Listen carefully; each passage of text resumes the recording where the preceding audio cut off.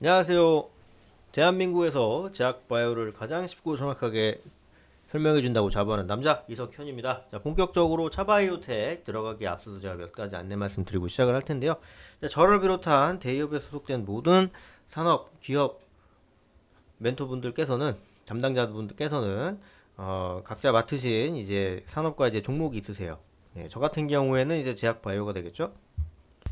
어떠한 상황이 되더라도 제가 맡은 부분에 대해서는 끝까지 책임 의식을 갖고 예, 알 때까지 여러분들이 알 때까지 기자 정신을 갖고 추적 관찰해 드릴 테니까 꼭 시청해 주시면 감사하겠고요. 그리고 이제 제가 지난 시간에 차바이오텍에 대한 영상을 이제 개요 영상 하나 뽑아 드린 게 있는데 그거 보고 오시는 거 추천드립니다. 네. 그거 꼭 보고 오세요. 예, 그런 식으로 이제 되었으면 하는 그런 바람이 있습니다. 왜냐면 앞으로 제가 차바이오텍을 찍어 드릴 때 좀 그런 식으로 이제 흐름이 만들어지고 이제 어떤 식으로 이제 가든지 간에 쭉쭉 어, 진도 빼기 위해서는 차바이오텍이 기본적으로 어떤 종목이냐에 대해서는 최소한으로 이해하실 필요가 있기 때문에 개요 영상 꼭 보고 오시는 거 추천드립니다. 자, 차바이오텍 제대혈이라고 한번 이제 들어보신 적 있죠? 제대혈은 성체줄기세포 중에 이제 하나인데 태아의 어떤 탯줄 혹은 태반에 들어있는 피예요. 그거를 원래는 버렸거든요. 태반 버리고 탯줄 잘라서 버렸잖아요. 근데 이제 그거 버리지 말고 제대혈을 그거를 해서 보관을 해놓은 다음에 이제 줄기세포 치료제를 만들 때 그 사람한테 맞춤 치료제 제작이 가능한 거예요. 완벽하게. 그러니까 예전에 이제 황우석 박사는 이제 뭐 그 난자를 이용해서 했는데 그런 생명윤리 이런 거에 좀 걸려서 굉장히 좀 공격을 많이 당했었는데 제대혈은 어차피 이거 버리는 거야. 그냥 버리는 거 쓰겠다는 거야. 원래 버렸어. 그러니까 뭐 어떤 윤리 시비에 걸릴 가능성이 제로예요. 그냥 0입니다. 0. 버리는 거 쓰는 거. 애초에 그냥 이거는 자라고 있는 줄기세포를 쓰는 게 아니라 다 자란 다 자란 세포로 쓰는 거예요. 피는 다 자랐잖아. 피 가지고 그거 하겠다는데 뭐. 이제 그렇게 이제 들어가는 거고 세포치료제 개발과 안티에이징 관련 서비스 용역을 영위 중이다라고 볼 수 있겠고 해당 사업에서 축적한 노하우 같은 것들을 활용해서 컨설팅 제공 같은 이제 관련 부대 사업을 제공하고 있다 이렇게 보시면 되고 주요 종속 회사들을 통해서 의약품 사업, 글로벌 CDMO 사업, 해외 의료 네트워크 확장과 관련 서비스 사업 같은 것들 이제 의료 헬스케어 사업을 좀 이제 영위 중인데 나름 괜찮아요.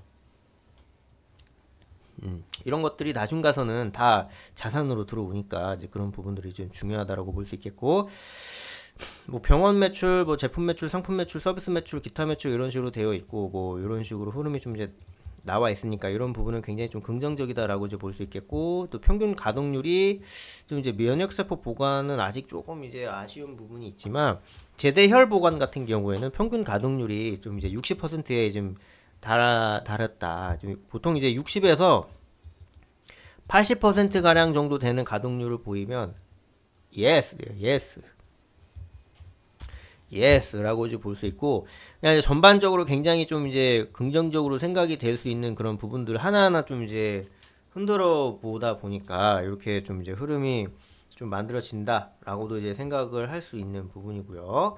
좀 나름대로 굉장히 좀 긍정적으로 흐름들이 나오고 있다라는 측면에서 좀 이런 부분은 좀 이제 익스큐즈가 될 필요가 있지 않나. 앞으로의 흐름이 더 중요한 거니까. 이제 그렇게 보시면 되고 일단은 그리고 라이센스 아웃이 됐어요. 황반변성증 치료제 이거는 이제 눈에 이렇게 보면은 여기가 이제 수정체 있고 여기가 망막이잖아요. 요게 이제 여기 황반이라고 있어요. 요게 제일 중요한 세포예요.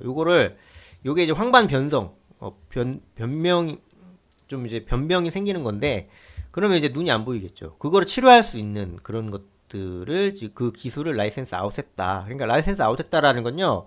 이걸 비유하자면 유소년 축구단 있죠. 그 유소년 축구단에 소속되어 있는 그 어린 축구 선수들, 예비 꿈나무들 이제 알아보고 스카우트 하려고 이제 각 구단들이 와요. 스카우터들이. 저 친구 될 것 같아서 돈 주고 데려가잖아요. 그거예요. 딱 그거야. 나머지 이제 자사 개발 파이프라인 영위하고 있고 나름대로 굉장히 좀 중요하게 흐름이 좀 나타나고 있다 정도로 보시면 되고 임상 1상 2상 뭐 이제 이렇게 좀 되고 있다. 굉장히 좀 파이프라인 벌려놓은 게 많이 있다. 요 정도로 보시면 돼요. 그리고 매출적인 부분도 어우 야 이거는 뭐 매출이 잘 나오고 있죠. 부채 비율 살짝 좀 아쉽긴 한데 그래도 벌려놓고 있는 그 파이프라인이 많다 보니까 지금 적자 구조도 어느 정도 좀 익스큐즈가 될 필요가 있다. 좀 이렇게 좀 이제 볼 수가 있고요. 나름 굉장히 좀 중요하게 흐름을 좀 파악을 해볼 수 있는 그런 부분들이 좀 이제 자리 잡혀져 있다. 이렇게 좀 볼 필요가 있다. 이렇게 생각을 하시면 돼요.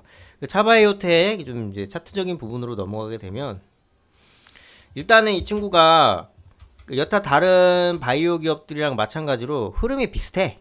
좀 미국발 좀 이제 기준금리 낮고 뭐 이럴 때는 흐름 좀 꽤나 좀 괜찮게 좀 이제 나타나고 뭐 그래요. 요거는 이제 계열사 차백신 연구소가 이제 뭐 코스닥 상장 예비 심사 통과됐다.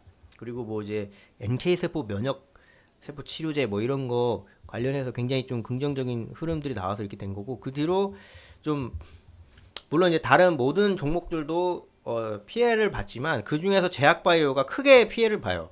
기준금리 인상에 대해서. 왜?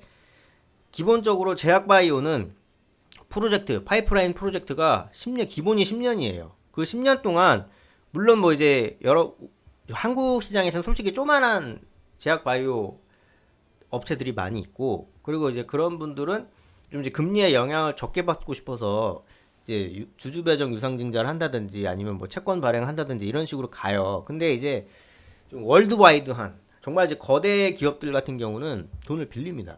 채권식으로 해서 이제 하고 그 변동 금리이기 때문에 금리의 영향을 많이 받아요.